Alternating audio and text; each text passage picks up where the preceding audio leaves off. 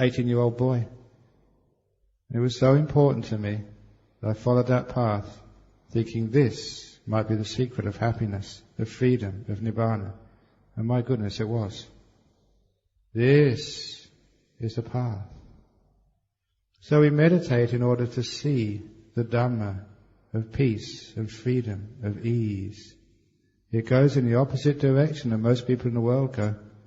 Sometimes that people think that all you yogis are absolutely crazy. You had 9 days of holiday.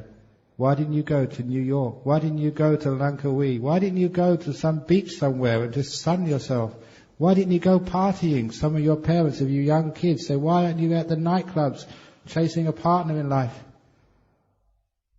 Sometimes people don't understand why people are so happy coming to a retreat. But you go back and you show that happiness to others. Sometimes it's the happiest thing you've ever experienced, when you let go and you find this deep sense of peace within.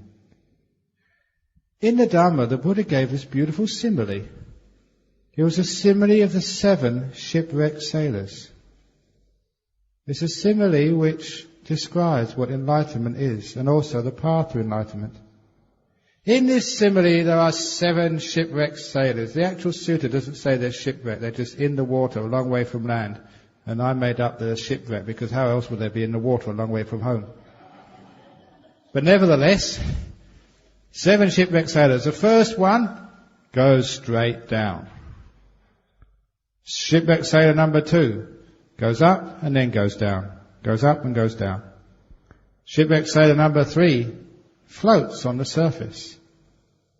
Shipwrecked sailor number 4, floating on the surface, looks around and sees land in the distance.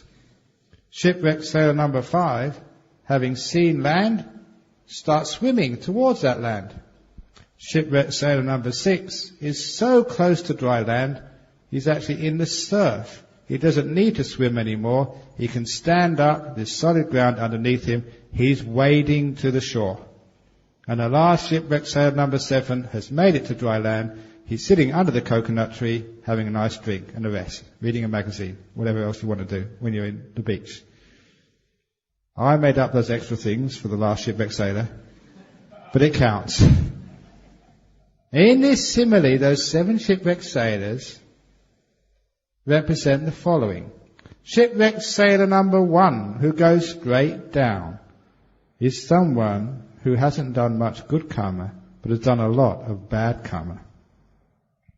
They don't keep afloat in life, but they go down.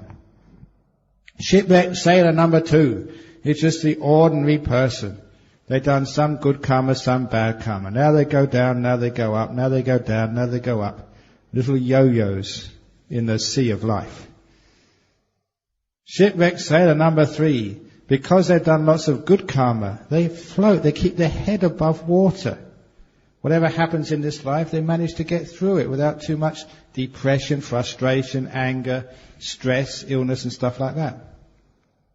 They're reasonably healthy, they're reasonably at peace, they're keeping their head above water because of their good karma, their precepts, their charity, their compassionate works. Shipwrecked sailor number 4, the one who is floating above the water because they're good karma. Then you have the time to look around and see where is a dry land, where is safety. And this is the person who they call the stream winner. You've seen dry land. You've seen safety. You've seen the end of all this suffering. Shipwrecked sailor number 5 is obvious consequence of shipwrecked sailor number 4. There's the one up there as well. I can spot cameras. I've got a 6th sense or 7th sense for cameras. No paparazzi can catch me. So shipwrecked sailor number 5 is the one who's seen the dry land and now who is swimming to the shore, is on the way to safety. And that represents the once returner, the sakadagami, the second stage of enlightenment. Shipwrecked sailor number, 6, is the one who is standing in the surf. I see you. Shipwrecked sailor number 6 is the one who is standing in the surf, wading to the shore. They're so close to dry land it hardly matters. That's the anagami, the non-returner. They're almost there. And shipwrecked sailor number 7, under the coconut tree, sipping a cool draught of coconut, reading the magazines. The job has been done. That's the arahat. They are safe.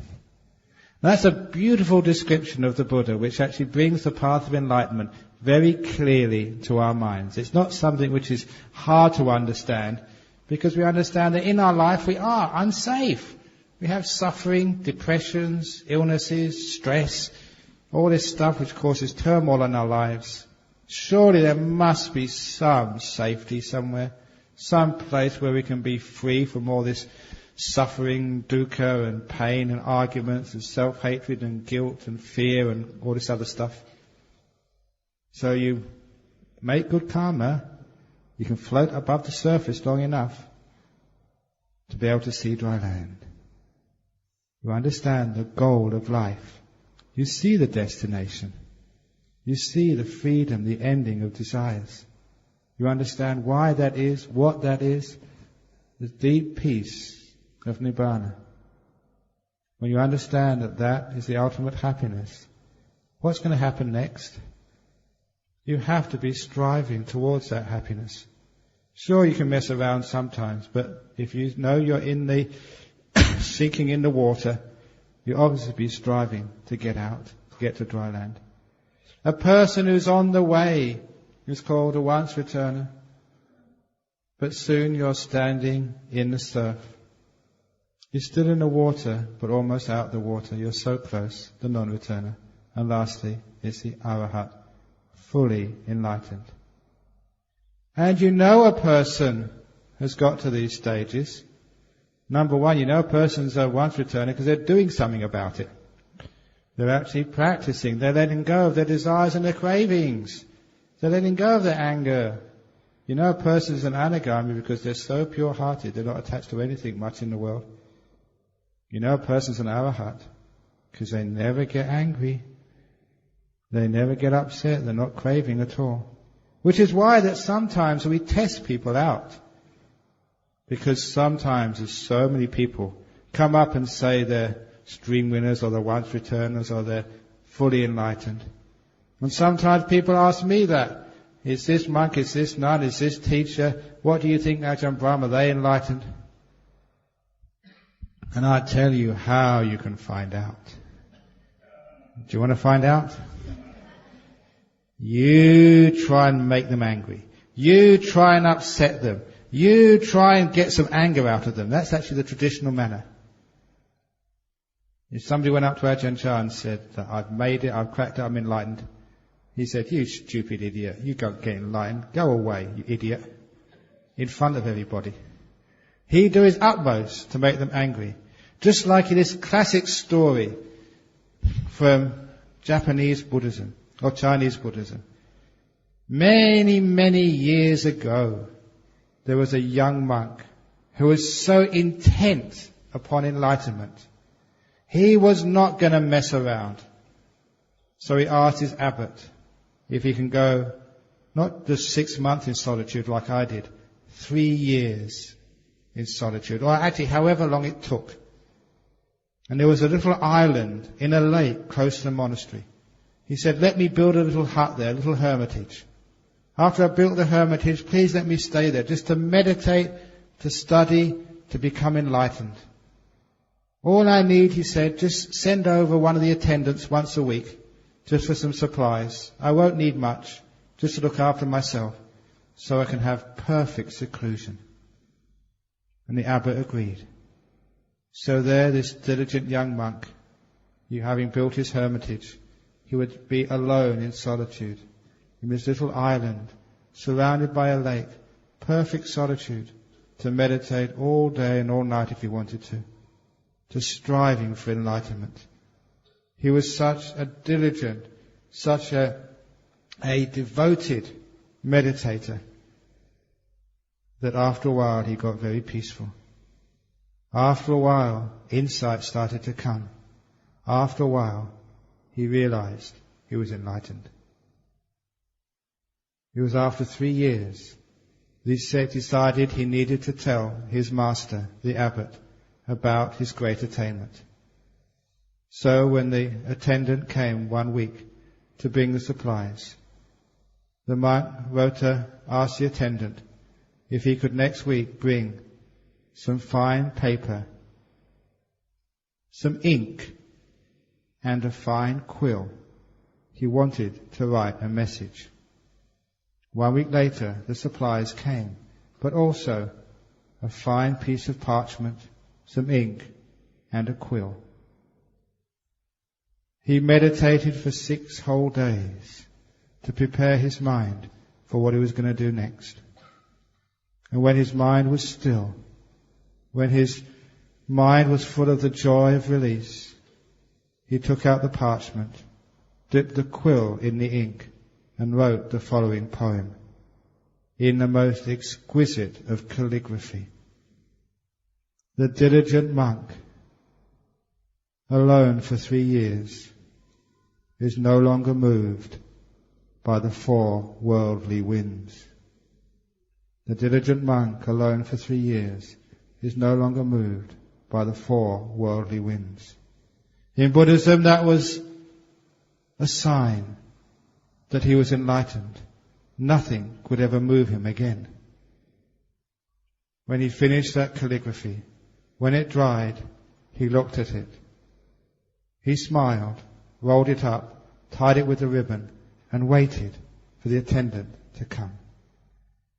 He gave the attendant the scroll, and then he sat and waited for the 7 days for the answer to come back.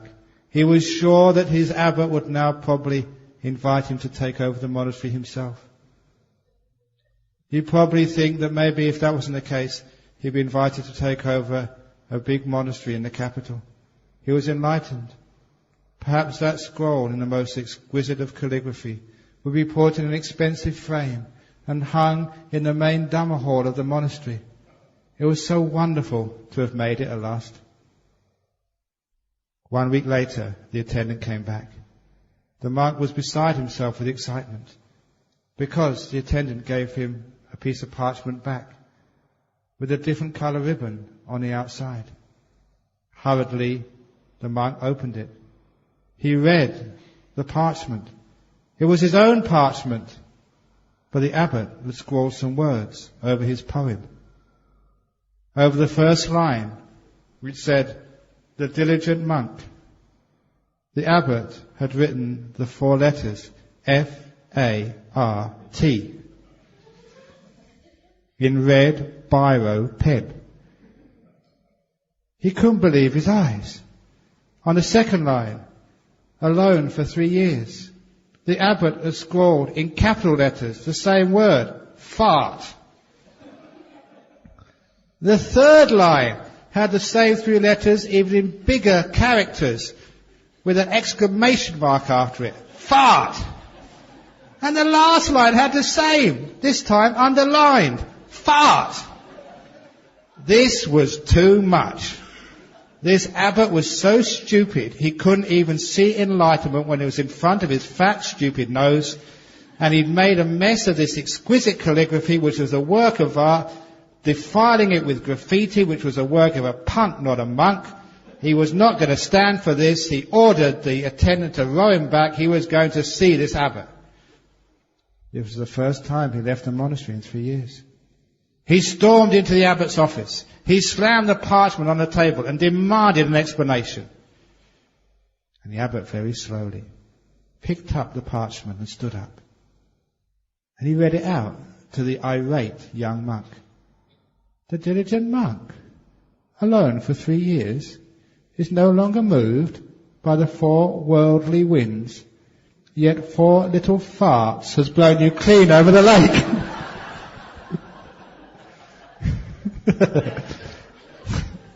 He was blown across the lake by 4 little farts. Then he realised, I'm not enlightened, so he went back over there and stayed a few more years in the island. This is a classic case of how we find out if someone's enlightened or not. Try and make them angry.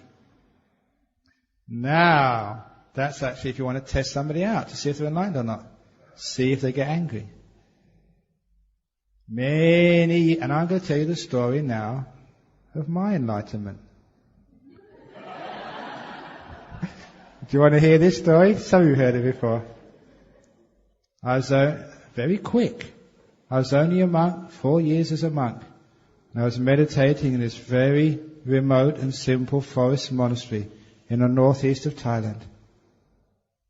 There was not much work to do there. It was our rains retreat, and I was putting forth immense effort in my meditation. One evening, after the service in the evening had finished, after most of the monks had gone to bed, I was walking meditation. Sometimes this happens. You're walking backwards and forwards, and your mind gets so still and open, full of energy. First, one insight came up, which was very, very powerful. And it was followed by another and then another. It was as if a whole waterfall, a fountain of insights would just flow. I couldn't resist them, one after the other. And then, after about half an hour, the big one came. The big insight. Wow, that blew me away. I was almost crying with joy. So peaceful, so clear. This was it. Enlightenment. I was just so happy, so at peace. It was late in the night. You should go to sleep because the morning bell went at 3 o'clock. Went up to my hut to lay down. I don't know if I did really sleep, just lay down. So peaceful, so mindful. This was in the tropics. Usually in the monsoon season up there. I was an English-born monk. Sometimes it's so oppressive, you get so sleepy. No way was I going to get sleepy. I think I got up about 2:15. Went into the hall. Didn't mind any mosquitoes, the heat. You just sat meditation there. Very often, that time in the morning, you'd be nodding, sleepy. No nodding that morning. I was bolt upright, with ease, no effort at all. You just watch the breath, you notice it so easily, without any obstacles whatsoever. In deep meditation. It's so wonderful being enlightened. We went on alms round that morning, just so peaceful. Everyone who put food in my bowl, I was just sapping them with loving kindness. Because that's what you do when you're enlightened, just give loving kindness to everybody. Oh, it's so nice. All of you may all be peaceful and happy. And then came our meal. And what was really surprising that morning, that usually the food in that part of the world 30 years ago was absolutely disgusting. I've already mentioned the story of the frog and rice. The usual fare we got was usually, we had a bowl of sticky rice. The only other thing we had was a pot of rotten fish curry. And it was made out of rotten fish. What they used to do was actually they used to catch fish only in the paddy fields in the rainy season. And they'd store it throughout the rest of the year. And this was the beginning of the rainy season. They were still using the fish caught the year before. What they used to do is just put it in an earthenware pot and then just put a piece of plastic over it. I found one of those pots once in a monastery where I was cleaning up. It was full of maggots. The plastic had broken, the flies had laid their eggs in there, it was crawling with maggots. So I picked it up to throw it away. As it happened, the headman of the village, the most educated, knowledgeable, refined man in the whole village, saw me. He said, "What are you doing?" I said, "Look, it's got maggots in it. I'm throwing it away." He said, "Give it to me. That's extra protein." The next morning, we had rotten fish curry. It was rotten, it smelt rotten, and it tasted rotten. But that's all you had. Just boiled sticky rice and rotten fish curry. But that morning, the morning of my enlightenment, we had 2 pots. Now, as you know, I was a vegetarian